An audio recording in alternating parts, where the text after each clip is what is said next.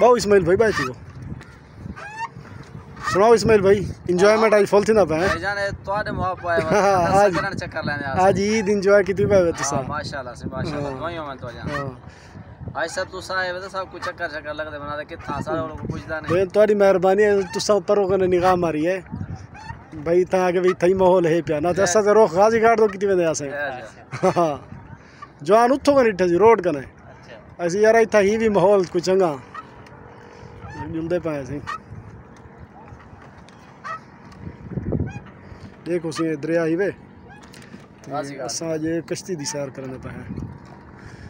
माशाल्लाह देख व्यू भी ज़बरदस्त है मौसम बहुत प्यारा बनया खड़े